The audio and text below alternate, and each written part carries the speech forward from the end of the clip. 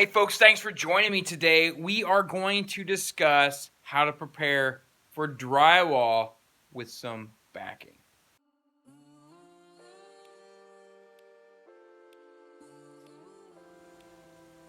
So when you get ready to do your drywall, you need to make sure that there's backing everywhere. You don't want to have a situation where you go to put the drywall up and there's nothing to stop it.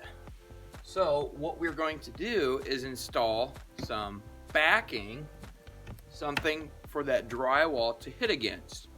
Now, as you can see, we have joists here that the drywall is going to sit again, but your corners are where you usually need to put your drywall backing. So you can put it flat across to the joist and then to the top of this beam, or you can put it on edge right in the corner. It's really up to you. It's kind of what we call carpenter's choice. It's whoever is doing the work, it's their determination. They can choose to do what they want. But on right here, I'm going to probably go ahead and put it flat from the top of this beam over to this joist so that we have backing all along here and right here in the corner.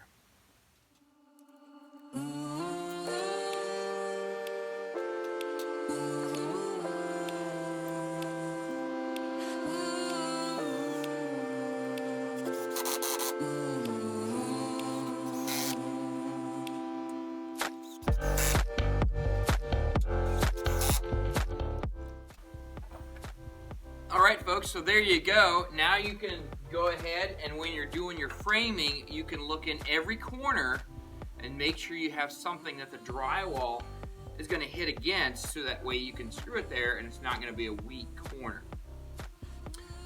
Alright folks, so you know what I'm going to say. Make sure you work hard because hard work is its own reward, and try to better yourself today. Make yourself better today than you were yesterday. Thanks for watching.